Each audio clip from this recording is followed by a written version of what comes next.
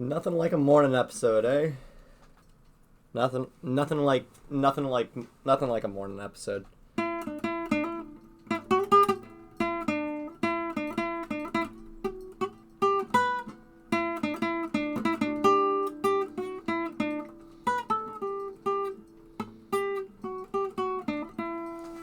And nothing like my terrible guitar playing.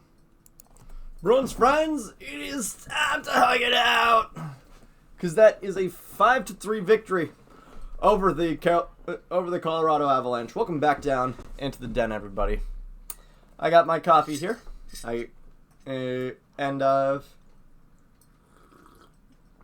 Bruins clearly had some of this. Bruins clearly had some good coffee. Because, although maybe they didn't have enough of it. Because all of our frustrations flip-flopped. We wanted our top 9 to actually produce. We wanted our power play to actually produce. Well, there's the curl of the monkey's paw right there. Bruins had a really good game last night, but the penalty kill left a decent amount to be desired.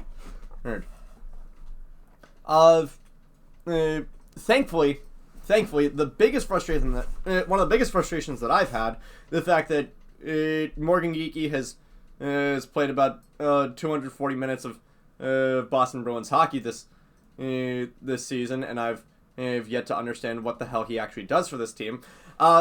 That's not a problem anymore, because the line switched up a decent amount. We had some really fun line-ins. According to Daily Faceoff, which is Frank Saravalli.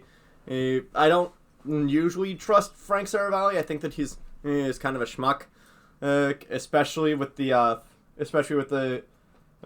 whole snafu with him. Not snafu. Especially with the whole debacle of him invoking Johnny Gaudreau's name in Columbus's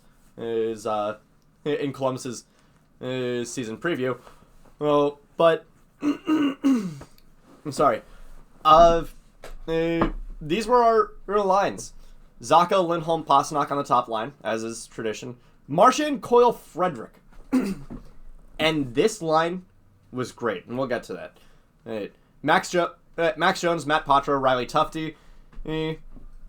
I think they need to get Patra an actually good winger. I really think they need to get him an actually good winger. And lastly, Beecher, Kastelic, and Koepke.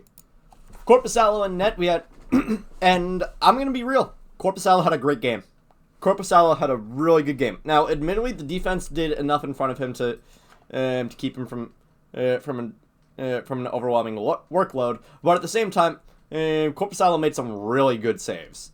So there was one where he was sprawled out on the ground and had to bat it away with his hand, and he was. I think people got a bad impression from that first game, and I don't blame them for getting a bad impression from that first game. But I think that goalie Bob is absolutely gonna. I don't think that he has his hands as full as people wanted him to have last when we got Korpisalo. Remember, Korpisalo last year had some of the worst stats and some of the worst goaltending stats in hockey. This year, in just 2 games, he's doing all right. He's not amazing, but he's not doing completely terrible. And honestly, I'm fine with that. I'm fine with that being what we're looking at for Korpisalo. Again, he's supposed to be our number 2 goaltender. We're not supposed to have 2 number 1s. We've been spoiled the past few years. Calm down. Lower your expectations. Curb your enthusiasm. There, buddy. In any case, puck drops, and in the first period, the Bruins had probably the best period of hockey that that we've seen all season from them. The first line, absolutely buzzing. They were going crazy. Now they didn't score, but at the same they didn't score together, but they didn't but they were not as ineffective as they had been in previous games. A muddy puck out in front of Georgiev, who, by the way, is having just a wonderful season. I I would say I'm sorry. I would say you guys probably should have made re-signing Kemper part of your priorities after that cup run, but at the same time, Kemper just gave up 6 goals to Toronto, if I'm not mistaken. So you kind of damned if you do, damned if you don't. So they ended up doing. I'm sorry. I'm so sorry. So the fourth line continues its dominance, and then Riley Tufte goes for holding against Josh Manson, and it allows an absolute sniper from Ross Colton. I can't really put this on anybody, because no matter what, that was a complete piss missile. That there was no, you could have put that on Hasek and he would have scored. That was an insane shot from. That was a beautiful shot from Ross Colton there. But slow your roll just a little bit because Oliver Shillington goes to the box as well, and Mason Lohrei with a beautiful pass that goes between a defenseman's legs and ends up right on Charlie Coyle's stick on the far post. A beautiful pass from Lohrei and a beautiful shot from Coyle. Well, breaking a bit of a cold streak that he had. It's 2-1 Bruins before the end of the period, and the power play finally did a thing. Now I do kind of want to rest a little bit on Mason Lohrei. This kid is so good. I remember everybody talking about Patra being the best prospect that we had. Either him or frickin' Fabian Lysell. For what it's worth, Fabian Lysell is still probably our best prospect, and he was when Patra was here. Was in the prospect system, and he kind of was when Lohrei was in the system. I think people were underrating Mason Lohrei. His offensive instincts are so intriguing. The shots that he's able to take, the passes that he's able to create, the opportunities that he's able to provide for himself and his teammates. Mason Lohrei, oh my God, such a good player. I cannot. I'm not gonna go too crazy. I think there are still some instances in which he falls flat on defense, but at the same time, he is that offensive defenseman that this team needs a supplement to McAvoy for. The rest of the game was scheduled Bruins dominance. Now I do wish that the penalty kill actually did something. All three of the Avs goals were on the power play. And admittedly, I'm a little bit iffy on Zadorov getting into a fight against Matt Steinberg. I think that Zadorov is a great player. I think that I'm just always a little bit iffy about a player getting into a fight with a guy in his first game. Now, if that guy is Matt Rempe and he's absolutely cruising for a bruising, or if it's Johnny Beecher and he's also cruising for a bruising, if the guy that you're fighting is kind of playing like an enforcer a little bit.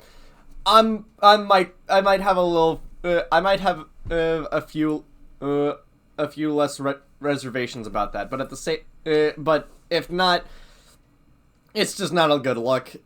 It's just not a good look. Look. But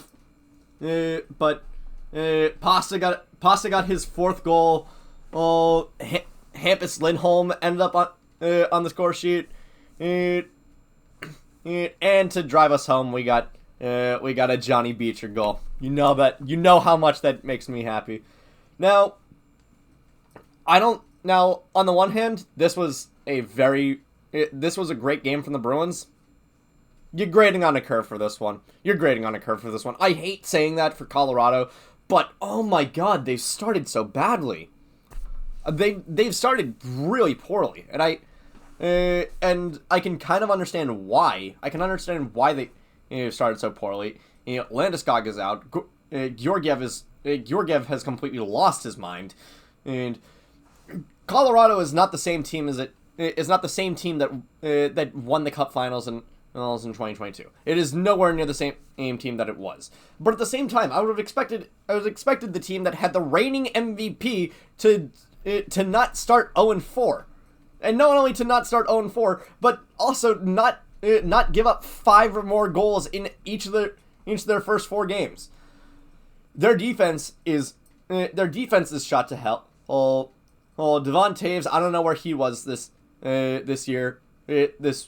Last night, I don't think, and I still don't think that the Bowen Byram trade was good. I think that the Avs had a lot of depth at forward. They just didn't have any. They didn't have much of defense beyond Taves and Makar. Well, I don't know why you trade Bowen Byram in that case. Yes. I think that Casey Middlestadt is a fine player. I just don't think that that this trade was something that the Avs needed to make last year. But in any case, but for the Bruins, I think that this was a good starting point to get everybody into gear. I need to see them hold this gear for a little bit. Maybe getting a little bit more excited later on, but after a slow start that got us up to 2-2, I can stomach this as us finding our footing. Now next game is against Utah, and Utah is a good team. Utah is a really good team. Barrett Hayton is doing well. Logan Cooley is starting off great. Dylan Guenther, I think Dylan Guenther might actually be making a case for MVP for Hart winner this year. Which is kind of funny because I really don't even think that Arizona was supposed to have him. They had their first round pick in that drafts taken from them because of all the shit that John Chayka did while he was there, and then they traded into the first round and got quite possibly one of the best players in the entire draft. If there's one thing that regime did well, it was take on bad contracts for the sake of also accruing picks and getting rid of Oliver Ekman-Larsson and Connor Garland for Jay Beagle, Louis Eriksson, and a first and a second from Vancouver. I think that might go down as one of the worst trades that Vancouver's ever done, just because of the outcome. Now, I think I don't know if the Bruins. This might be the another case where the Bruins go up against a team that's actually better than them. Which is weird to say that the team that used to be Arizona is better than the Bruins. But unlike the Panthers, I think that Utah plays a game that the Bruins could probably beat them at. Hey, Florida at this point nobody plays bumper cars like they do. Nobody plays bumper cars like Florida does. But just hockey, just plain old simple hockey. No, the Bruins are probably going to be better than in Utah. We got that rolling on Saturday, and I'll see you guys then. Take care, everybody.